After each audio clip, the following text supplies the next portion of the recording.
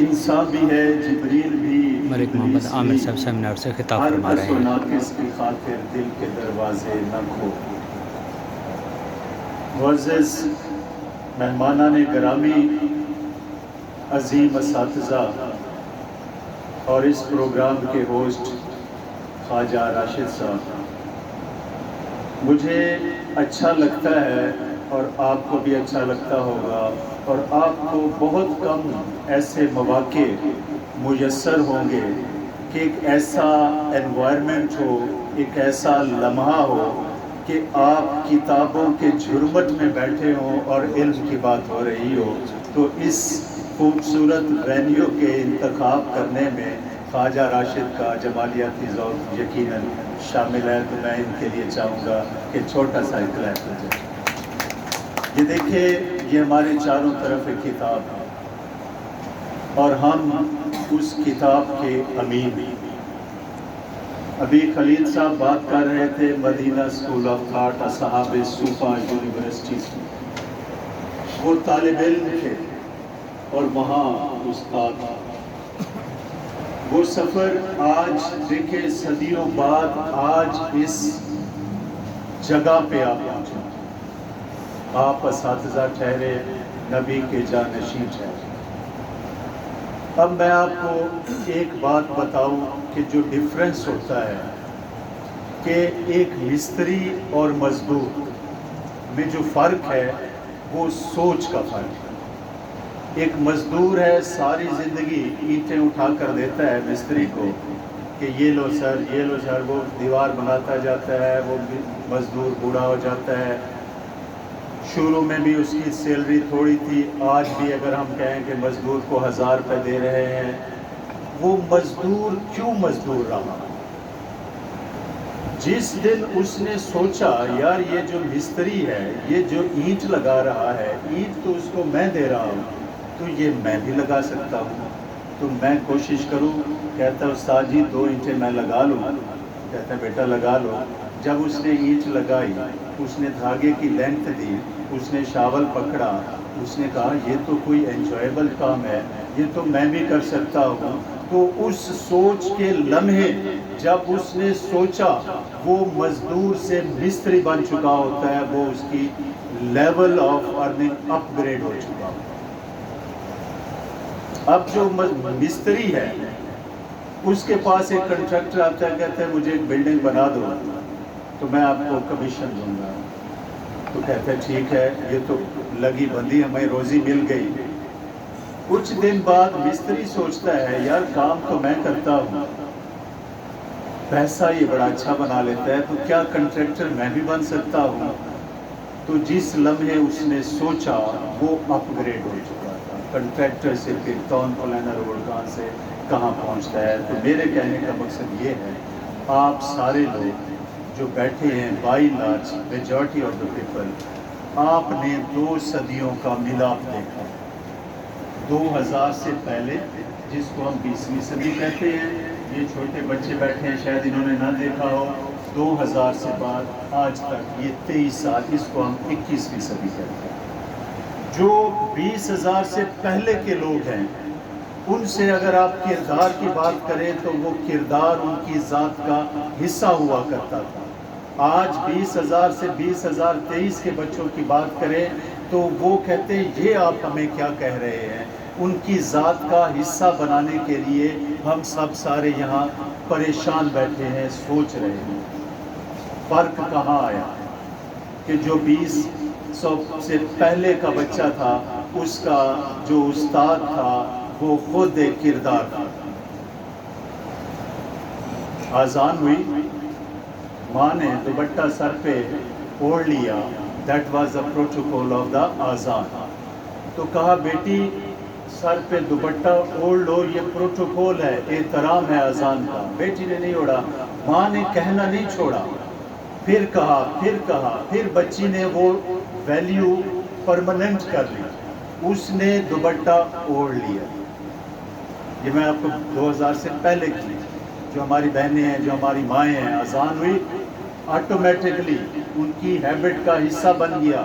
جس طرح ہم موس میں جاتے ہیں، چھوٹا بچہ ہمارا جوتا سمیت اندر چلا جاتا ہے، ہم نے اس کو سکھایا جوتا اتارا جاتا ہے. اب آپ بڑے ہو گئے, آپ مسجد میں, بلکہ مسجد تو بڑی بات ہوئی, آپ اس لائبریری میں بھی جوتا اتار کر آئے ہیں میری سمیت. تو اس استاد نے اس کو سکھایا, اس کا حصہ بنایا. کیوں؟ کیونکہ ماں نے پہلے دوپٹہ اوڑھا کہ آسان ہو رہی ہے, بیٹی نے اوڑھا. بیٹی نے جب نیکسٹ جنریشن کو پروموٹ کیا, کیونکہ وہ سیکھ چکی تھی, تو اس نے اپنی اگلی نسل کو بھی وہی چیز سکھا دی. بیٹی جب آزان ہوتی ہے تو دوپٹہ اوڑھا جاتا ہے, جب آزان ہوتی ہے ٹی وی بند کر دیا جاتا ہے, بات بند کر دی جاتی ہے. یہ آزان کا پروٹوکول ہے. جب آزان ہو جاتی ہے تو ماں نماز پڑھتی تھی. جب نماز پڑھتی تھی تو کیا تھا, اس کی بیٹی نماز پڑھتی تھی. جب ہم چھوٹے تھے, ابھی یہ میرے ہوسٹ آئے تو میں ان کو کہا کہ ہم جب اس مدرسے کا افتتاح ہو رہا تھا, ہم چھوٹے تھے, 79 کی شاید بات ہے, امام کعبہ اور ہم دین پور شریف سے بھاگتے ہوئے اس جگہ آئے, اور یہ ایسے تھا کھیتوں تک, یعنی کہ اس طرح آباد نہیں تھا. تو جب ماں نے نماز پڑھی تو اسی نے ٹرانسمٹ کی. تو اس چھوٹے میں ہمیں ایک وہ دی جاتی تھی, ایک جنتری ٹائپ چیز, جس میں 5 نمازیں پڑھنے کے بعد امام مسجد سے دستخط کرائے جاتے ہیں.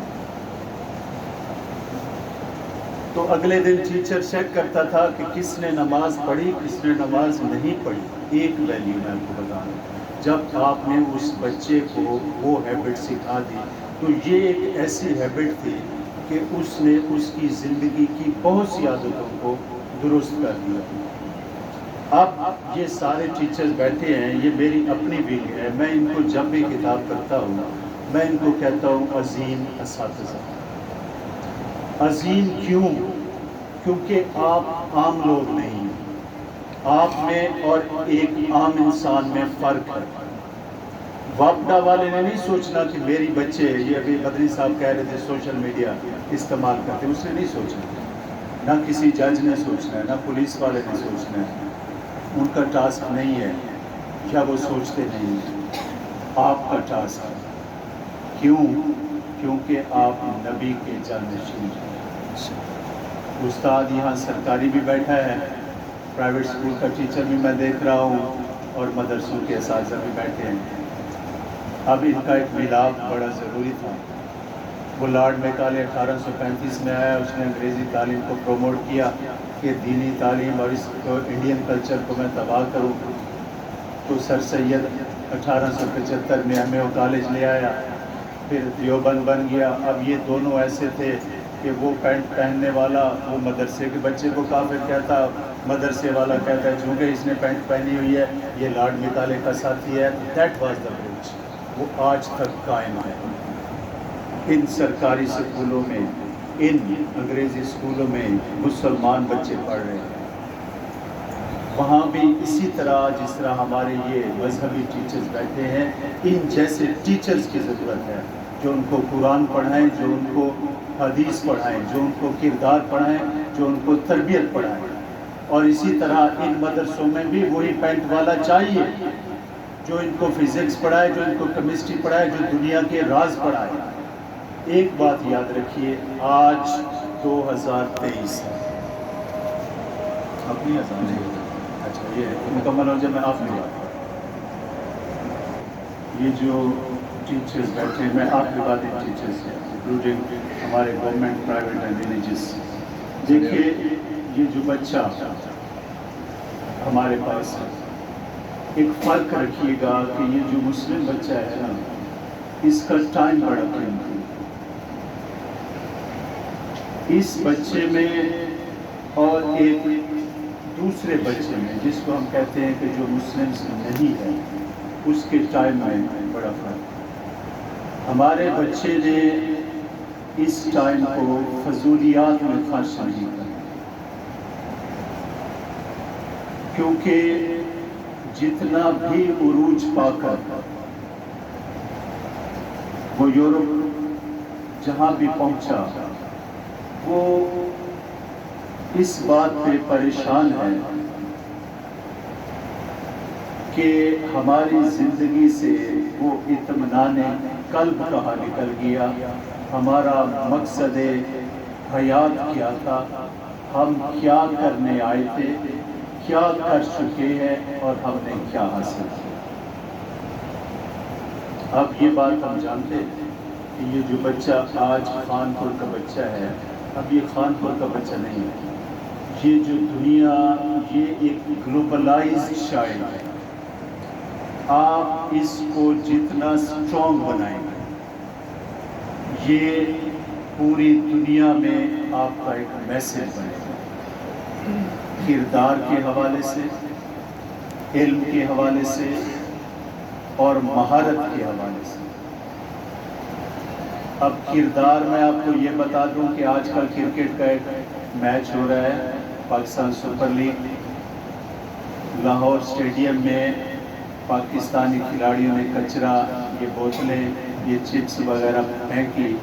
ایک انگریز کھلاڑی ہمارے پاس آیا ہوا ہے، تو جب وہ جانے لگے تو اس نے سارا کچرا اٹھا کر ایک شاپر میں ڈالا اور اس کو جا کر ڈسٹ بن میں پھینکا۔ That is the character. اس کو کہا کسی نے نہیں، اس نے یہ اس لیے بھی نہیں کیا کہ اس کی کوئی ویڈیو بنائی، اس نے کہا کہ یار جس جگہ ہم نے میچ کھیلا، جہاں ہم نے ریفریشمنٹ کی، وہاں پر یہ چیز نہیں ہونی چاہیے۔ اب یہ ہے سمبل۔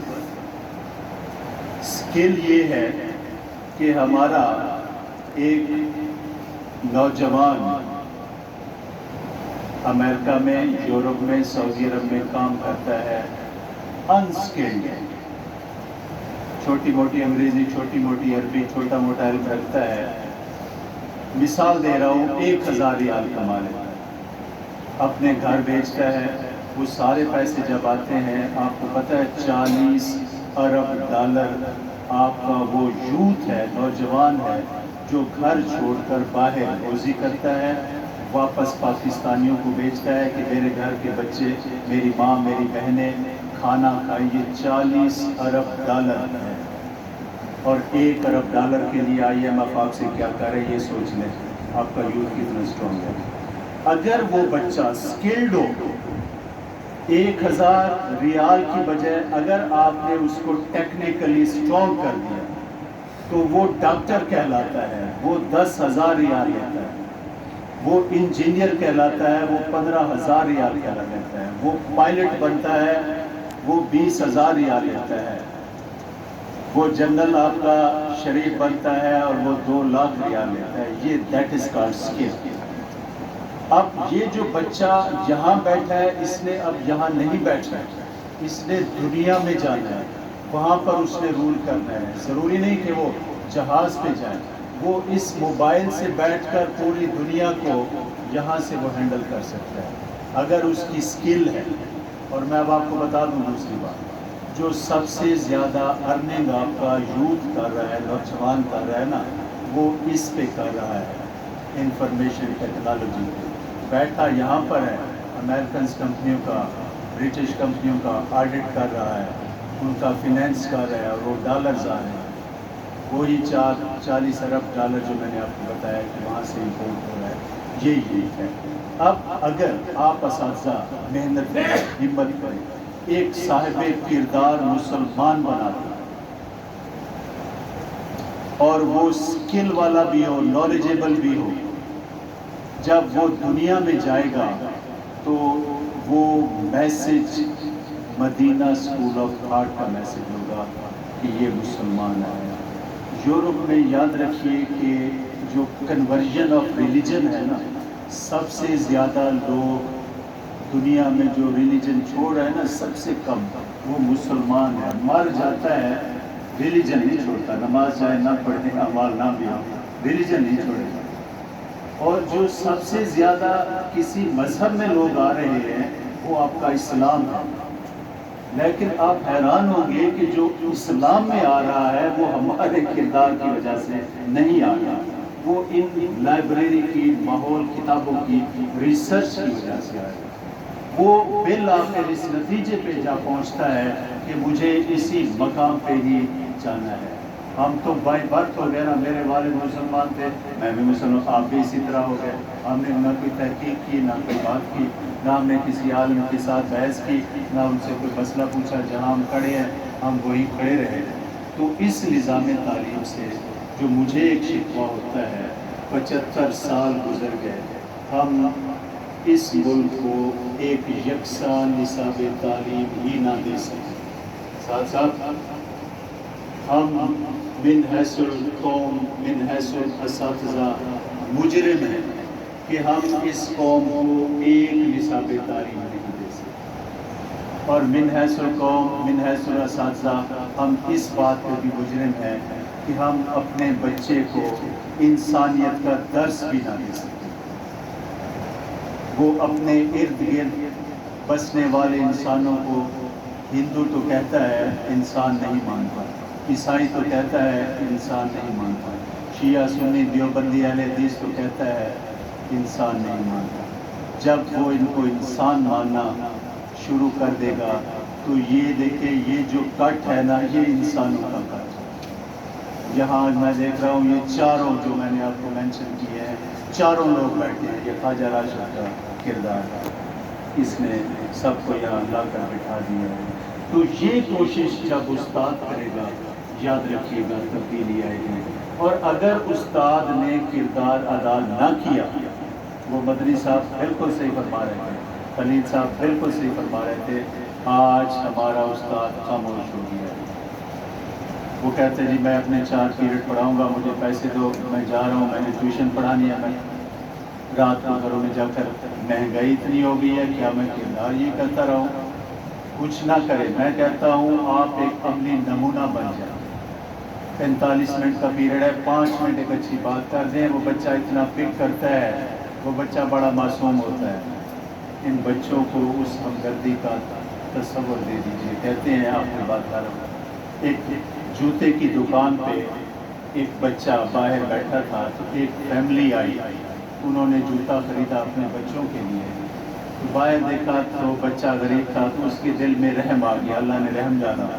تو اس نے کہا میں نے اپنے بچوں کا جوتا بھی خریدا ہے تو میں اس بچے کے لیے بھی ایک لے لوں. تو اس نے باہر آ کر گیس کیا کہ اس کا نمبر جو ہے 6 نمبر ہوگا.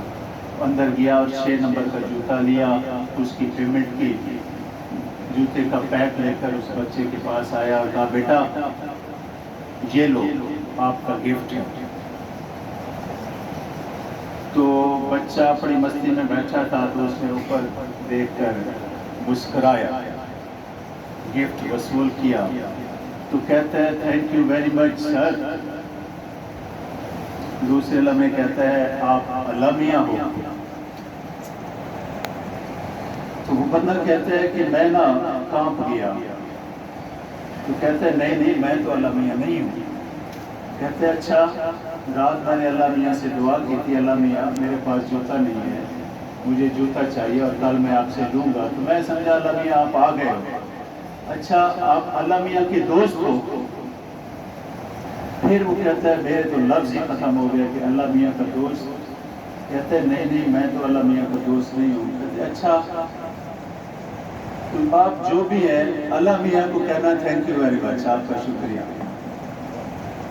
تو وہ کہتا ہے کہ وہ بندہ بہت دم خود رہا کہ اللہ کا دوست بننا کتنا آسان ہے کہ انہی چھوٹے چھوٹے معصوم بچوں، یہ جو مدرسے میں پڑھتے ہیں نا، یہ راستے میں کھڑے ہوتے ہیں اور روکتے ہیں ڈبہ اٹھا کر کہ کاش آپ ہمیں کچھ پیسے تو دیتے جاؤ تو اللہ کے دوست بن جائیں. وہ بچے پڑھ جائیں گے، وہ باکس ختم ہو جائے گا. یار وہ غلامی کی علامت ہے. وہ جھنڈا نہ لہرائے، وہ باکس ہمیں نہ دکھائے، ہم خود بخود لے کر چلے جائیں، کہیں بیٹا یہ آپ کا گفٹ ہے. تو وہ کہے کہ آپ اللہ میاں ہو، آپ کہو نہیں. تو وہ کہے آپ اللہ میاں کے دوست ہو، تو کہو ہاں میں اللہ میاں کا دوست ہوں. Thank you very much. بہت شکریہ.